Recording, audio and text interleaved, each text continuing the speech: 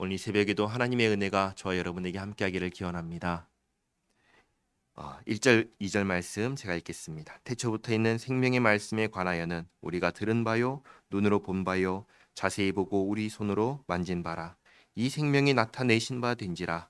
이 영원한 생명을 우리가 보았고 증언하여 너희에게 전하노니 이는 아버지와 함께 계시다가 우리에게 나타내신 바 된 이시니라.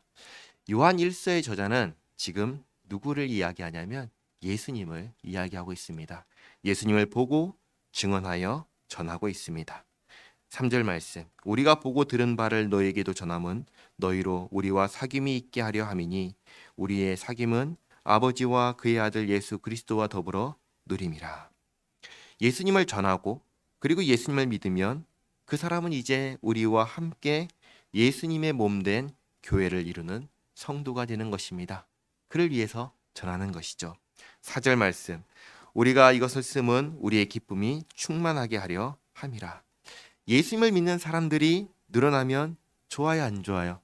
좋지요. 그 기쁨을 말하는 것입니다. 그래서 예수님을 전하는데 여기 예수님께 듣고 전하는 한 가지가 있습니다. 그게 무엇인가? 5절 말씀인데요. 우리가 그에게서 듣고 예수님께 듣고 너희에게 전하는 소식은 이것이니 곧 하나님은 빛이시라. 그에게는 어둠이 조금도 없으시다는 것이니라. 하나님은 빛이시고 하나님께는 어둠이 없다. 이것을 듣고 전한다 얘기합니다. 6절, 만일 우리가 하나님과 사귐이 있다 하고 어둠에 행하면 거짓말을 하고 진리를 행하지 아니함이거니와. 그러니까 예수님을 믿어서 하나님과 사귐이 있는 교회는 어떤 곳이냐면 어둠이 없는 곳이다. 만약에 교회에 어둠이 있다면 그거는 문제가 있는 것이다 말하는 것이죠. 7절, 그가 빛 가운데 계신 것 같이 우리도 빛 가운데 행하면 우리가 서로 사귐이 있고 그 아들 예수의 피가 우리를 모든 죄에서 깨끗하게 하실 것이요. 교회는 어디에 있어야 하는가? 교회는 빛 가운데 있어야 합니다. 교회는 당당하고 떳떳해야 합니다. 누구에게도 부끄러운 일을 해서는 안 되는 것이 교회입니다. 그리고 예수님의 피가 교회를 모든 죄에서 깨끗하게 하신다고 말씀하십니다. 그런데 여기서 깨끗하게 하신다는 말씀에 주의해서 보시기 바랍니다. 언제 깨끗하게 하신다는 말씀인가요? 과거인가요? 앞으로인가요? 과거인가요? 미래인가요? 깨끗하게 하실 것이요. 언제 하신다는 것이죠? 앞으로, 미래. 그렇죠? 미래. 현재라고 해도 틀린 말은 아닙니다. 지금 깨끗하게 하신다는, 이미 하셨다가 아니라 지금 하신다는 말씀이니까. 그렇죠? 그러면 지금 우리를 깨끗하게 하실 때 우리에게는 죄가 있다는 말인가요? 없다는 말인가요? 우리에게는 씻어야 될 것이 있다는 말인가요? 없다는 말인가요? 있다는 말이죠. 있다는 말이죠. 과거에 다 씻었으면 지금 씻을 게 있을까요? 없을까요? 없죠. 그러나 우리에게 죄가 있기 때문에 씻을 것이 있다. 그래서 주님께서 주님의 피로써 깨끗하게 하신다. 이 말씀을 하시는 것입니다.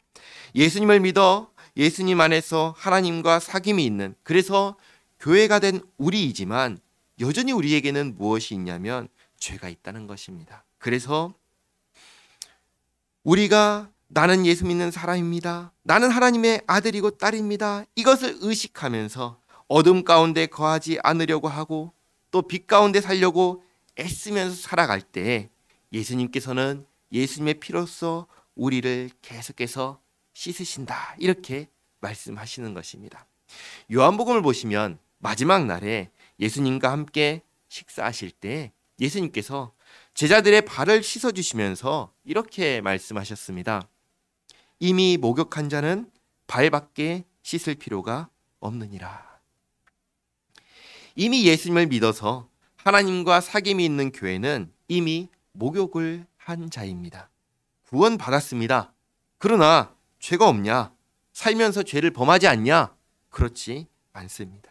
그래서 하나님과의 사귐 가운데 살아갈 때, 빛 가운데 살아갈 때 예수님께서 예수님의 피로써 더러워진 발을 씻어주시는 것입니다. 그러므로 8절, 만일 우리가 죄가 없다고 말하면 스스로 속이고 또 진리가 우리 속에 있지 아니할 것이요.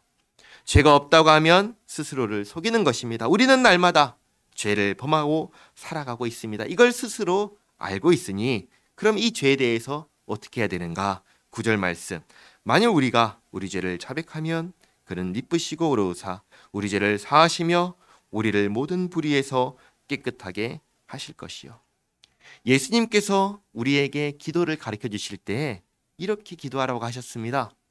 우리의 죄를 사하여 주시옵고 우리의 죄를 사하여 주시옵고. 이것은 구원받기 위한 기도가 아니라 구원받은 성도가 빛 가운데 거하며 더러워진 것을 씻는 성화를 거룩하여짐을 위한 기도입니다. 마지막 10절입니다. 만일 우리가 범죄하지 아니하였다 하면 하나님을 거짓말하는 이로 만드는 것이니 또한 그의 말씀이 우리 속에 있지 아니하니라. 죄가 없다고 하면 하나님을 거짓말하는 이로 만드는 것입니다. 왜냐? 성경은 하나님의 말씀인데 성경은 이렇게 선언하고 있기 때문입니다. 성경은 뭐라고 선언하는가? 의인은 없나니 하나도 없으며 선을 행하는 자도 하나도 없다고 하였고 모든 사람이 무엇을 했다고 하죠? 모든 사람이 죄를 범하였다라고 분명하게 말씀하기 때문입니다. 그러니까 죄와 관련하여 우리가 죄를 짓지 않는다고 하면 우리 스스로 거짓말하는 자가 되고 우리 스스로 거짓말하는 자가 되고 또 하나님께서도 거짓말을 하는 분이 되는 것입니다. 이 말을 뒤집어서 말하면 우리는 아주 분명하게 이 땅에 살면서 죄를 짓는 존재다라고 알려주는 것입니다. 정리하겠습니다. 우리는 예수님과 사귐이 있기에 이제는 빛에 거하며 하나님과 함께 사는 교회가 되었습니다. 그러나 여전히 죄를 범하며 살아갑니다. 이것은 몸은 씻었으나 발이 여전히 더러워지는 것과 같아서 계속해서 씻어야 하는 것입니다. 씻는 방법은 무엇인가? 죄를 고백하는 것이며 어둠 가운데 거하지 않으려 하는 것이며 계속해서 빛 가운데 살려고 하는 것입니다. 그렇게 할 때 우리와 함께 하시는 예수님께서 우리를 거룩하고 깨끗하게 만드실 것입니다.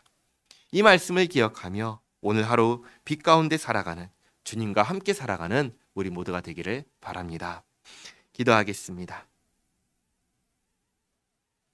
하나님, 오늘부터 요한 1서의 말씀을 읽습니다.